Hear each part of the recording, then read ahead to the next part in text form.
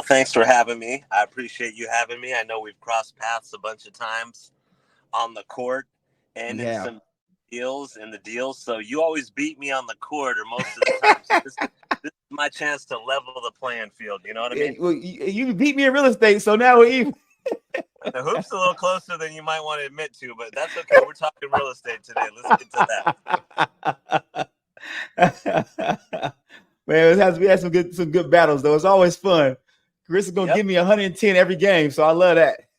100% in whatever you do, and when you do, you get good results. Just like in real estate, if I gave 50%, I'll probably get 50% results. If I give Yeah, 100% all the time, and I have for 20 years, at least for the last 10 years, yeah, um, you can acquire a lot of real estate. You can own a lot of properties if you figure out how to play the game and play at a very high level. You want to continue to get around better and better people, so hmm, you get better. If you're the best guy in the room, you're in the wrong room. I'm the yeah. dummy in most rooms, and I got a bunch of real estate, man. So imagine who's in there, and I imagine love. what I can learn from them. Yeah, no, that's a huge. I mean, I love that. That's a great insight, man. And so like a lot of times I deal with me being in real estate, helping people buy and sell properties. I deal with a lot of people who are telling me, man, I'm scared. I have a little bit of money saved up, and I'm scared to buy. I don't want to invest. I don't know because it's the market's risky. And so what would you say to somebody like that? I would say the people that are doing that are probably going to always be like that, and that's just where they are on the path. I would get around people that are doing more, but I see what you're saying. Beginners and first time buyers, you got to start somewhere. I would say get the right knowledge, get the right information, do the proper due diligence, and then make a good decision.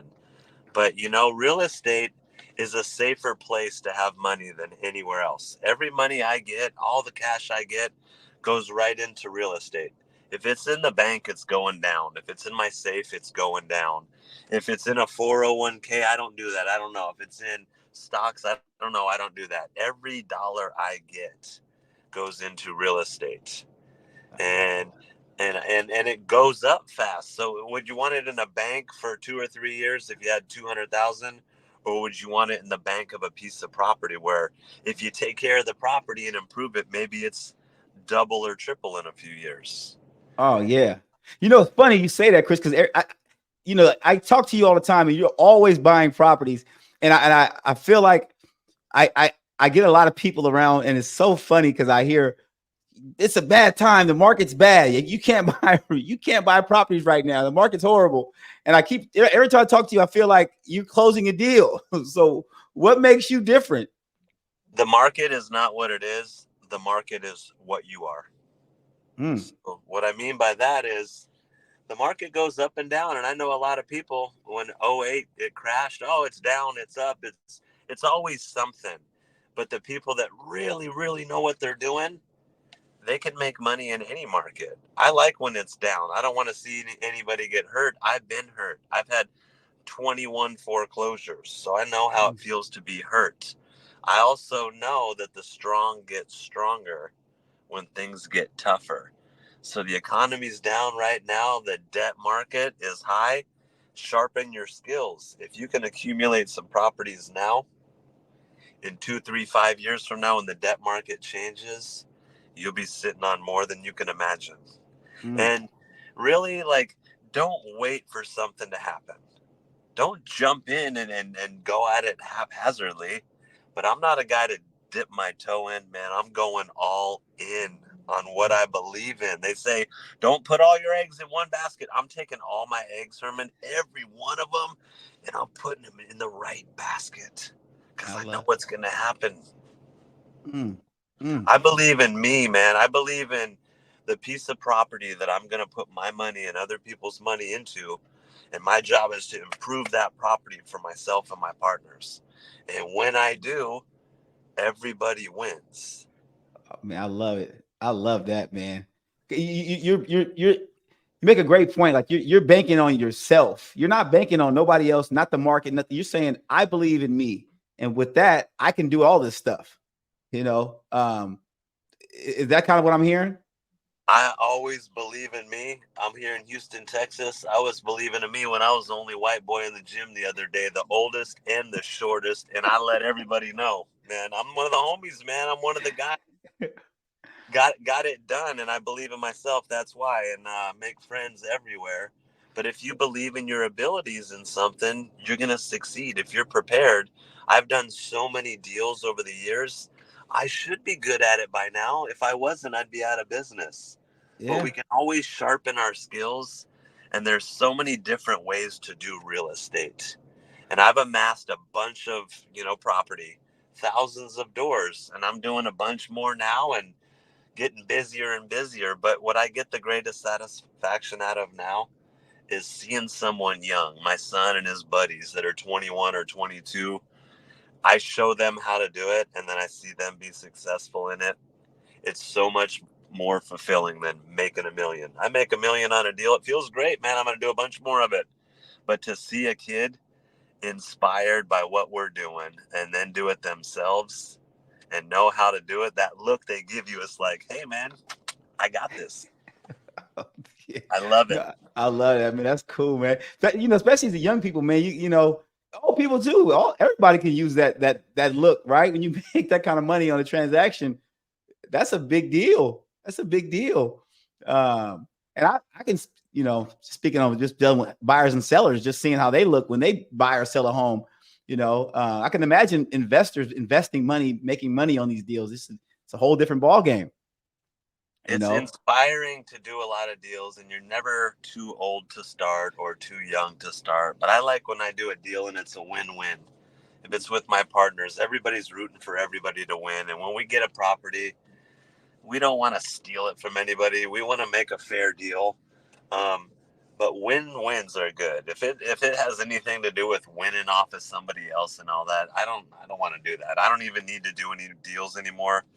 I do the deals because I love them. I love the You know what I love to do really is to take a piece of property that a lot of people have maybe given up on, or it's like the ugly duckling, the sheep, or what. All that.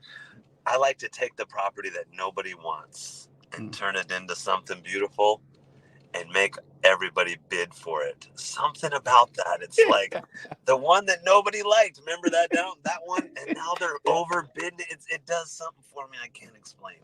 Yeah, I love it, man. It's the girl no one everybody overlooked until she got older. And now it's like, wait a minute, right?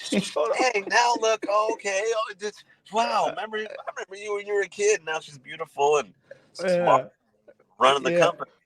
yep. That is funny. That's what Michael B. Jordan says. He's like, you guys all thought I was a square, and you guys called me all these names, and look at me now. You know what I mean? So I think that's pretty funny. But yeah, not Michael Jordan, Michael B. Jordan, the Yeah, actor. I know, I know. It's a fun Uh, game to play, though. It's a fun game, and if I were just starting, I would buy a duplex or two and figure out how to flip that into a four and eightplex and work my way.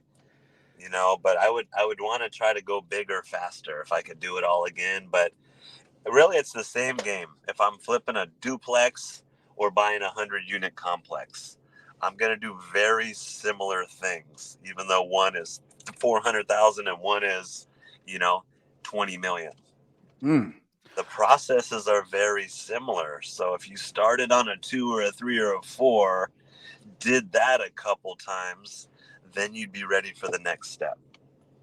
got it. So, like, what are some things that you when you got started that you didn't see, like you didn't foresee, like your first couple deals where I didn't expect or anticipate this because I didn't have the experience. What are some things that you'd recommend, like the new guy or the newbie to kind of look out for when they're getting into this stuff, when they get into real estate? Well, sometimes when we've had enough failures, we've had enough where we don't need anymore. But if we can share those failures with other people, Mhm. maybe they can avoid those potholes. And I'm 49. 20 years ago, I made a deal. A guy sold me. I'd saved my money up, had my company, did okay. And I bought 28 junky houses in Oak Park all at once. Mm, And I was very inexperienced, didn't know what the heck I was doing. And I owned those houses for about 2 years, and I ended up giving 21 of them back to the bank because there was negative amortization loans. bad not paying tenants. I didn't know what I was doing. And that was one of the lowest times of my life, going through those losses and dealing with it. But check this out. Like my book says, success through adversity. I now use that, right? I got 2,200 tenants now. Not that I deal with the tenants. I got people, right? But it's nice to know how to deal with a bunch of tenants. So what I Mhm. learned from that, so I would say don't bite off more than you can chew up front. Don't get ahead of yourself, but don't be scared to get in the game either. Find that middle ground where you can, you are responsible. You saved your money. You got 50 or 100,000. You're ready to jump in, get the right deal. Build that capital up a few times and get 250 and call me and I'll show you what to do next. Mm. Yeah, But I start with like that. that. Start small. Start small. Don't risk it all, but real estate is why all these millionaires are out there. They know what they're doing in these buildings. I can't go anywhere, Herman, without driving around. I've been everywhere, man. I go to Florida. I was in Atlanta, over here, wherever. And my girl's like, hey, let's look at this. Hey, let's go to this park. Let's go to this. And I'm just looking at units like, man, what is that? 130 units, man, at 160 a door. That thing's 29 million, babe. She's like, get the baby, man. What? And I'm just, oh, look at that. That's 40 units over here by the water. That's probably 400. That's probably 40 million, babe. She's like, come on, stop it. I can't stop, man. I can't stop. I can't turn it off. Yeah, well, you love what you do. They say you're not working when you love what you do, man. Sounds like you really enjoy it. I remember when you first got started. I remember having those conversations at the gym, thinking like, man, I'm just, and a lot of times it's the fear, right? I know when I first got started, I was just nervous, right? That first, I'm scared. What if it doesn't work out? What if it doesn't? What if this, that? What if you get analysis paralysis and you get so caught up, you stop moving? I was nervous being the shortest, whitest, oldest dude walking in the gym, man. To hoop, and then once you get out there and you do it like the deals, like the real estate. The guy talking about I was going to get in that market, out of the market. Man, there's been 3 markets. You ain't never getting in. Quit talking about that. Let's talk about the Super Bowl or something else. Come on. We've been talking about that for 20 years. Let's just assume you're not going to do it. But if things change, then let me know. Until then, man, miss me with the shit. Come on, I don't want to hear it, man. You're still talking about that. Like, I don't even want to hear the people I deal with that I've taught to do deals that are millionaires in training, and I've Mhm. created a few millionaires. They've created themselves, but showing them how to do it and then seeing them do it, and then they'll not brag, but they'll be proud of their deal. I don't let them be proud of their deal too long. My Spanish friend Juan just got a 16plex or a 13plex. I'm sorry, and he killed it, and he got it 3 months ago. And he was telling me about it for a couple weeks. I said, Juan, I'm so happy for you. I know you made a few 100,000. Shut up. I don't care anymore. What's next? So if you bought a Okay. house and you made 42,000 on it 10 years ago, stop telling me 9 years and 9 months ago about it. Okay. Because, like, look, what have you done for me lately? I'm doing $43 million deal in Texas. I'm not talking about it because I already did that one. I'm looking at this other stuff, man. You want to talk Yeah, about the past, man? Let's talk about the future and let's talk about what's going on now to get you to your future. yeah, Real I love estate that. can carry you to the future and the life financially you want to live. Mm, no, I think that's yeah. No, I love that, man. Now, when you see stuff like that, what are you looking for in your deals? What are you looking for exactly when you start making your deals? What's your process? So good question. And what I'm looking for when I'm looking for a deal, and I'm always looking, but they find me. The deals find me. The brokers know that I'm in the game and I'm looking around and they usually call me. But what I'm looking for is I'm looking for a value. I'm looking for upside. I'm looking for what I can make it into. But in the market that we're in right now, this is the number one thing I'll tell you on this podcast today. You're looking for terms. You're looking for terms, man. You're Mhm. looking for an owner that'll carry the loan for you. That's the market we're in right now. If you don't hear me and my big old talking crap voice about, if you don't hear anything but this, just hear this. If you could get an owner, a seller to sell you his or her building and they would be willing to be the bank for you, you will win in this game. Owner Mm, finance, seller finance. If you're buying, So if someone calls me, they're like, hey, Chris, I got 110 units over here. Really, you do? What are the terms?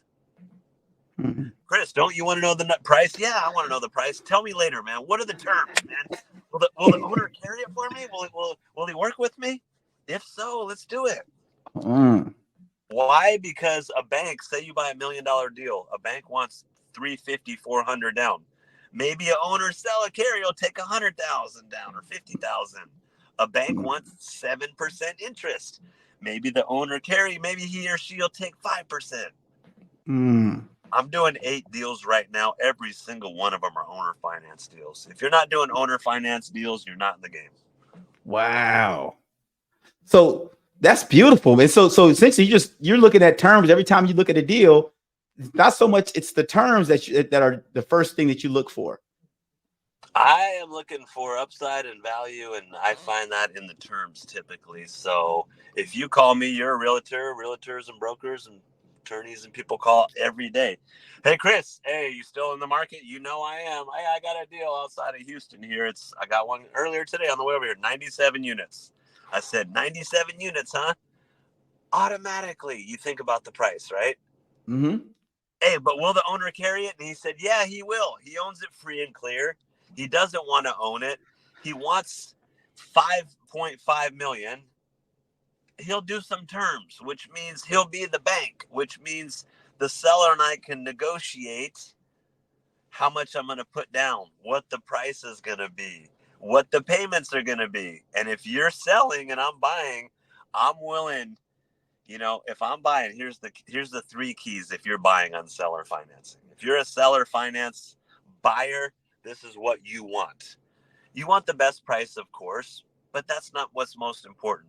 The best terms are the lowest down payment possible if I'm the buyer, the lowest interest possible, I'm the buyer, for the longest term possible. So if you have 10 units and you want $1 million for your 10 units and you've been trying to sell it and you haven't sold it, okay, Herm, I'll give you $1 million for it.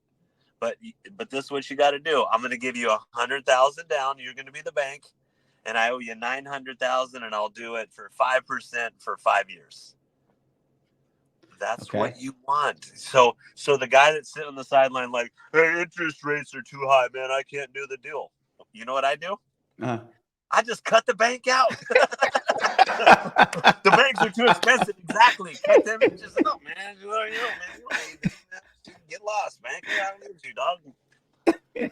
So on your terms, so when you do those your 5%, are you doing are you taking those principal payments or those interest payments? Or are you just saying it's It's all negotiable? negotiable, but what they want usually is interest only. So they want to, hey, I'm going to buy a deal from you for 5.5 million. I'm going to give you 250,000 down. That's small on a big loan, on a big deal like that. The banks make you put way more down. So if I could give the guy 250 down and I owe him 5,250,000 and I can pay him 5% interest only, so I still owe him the 5,250. Don't worry about that. The price is going to go up. And Right. here's what I want to tell your listeners. Right now, with the debt market being the way it is, you want to accumulate units right now. Get all your money out of the bank, all the 401ks, all the stocks, everywhere, under your bed, out of your safe, or man, quit putting all your commissions in your safe, man, and get them and put them in some units. Because Mm. when the debt market changes, those units are going to be worth so much because the price to borrow will be lower. Mm. I'm going broke, man. You want to buy my car? I'm going broke to get all the units I can. And in Mm. 2 or 3 or 5 years, man,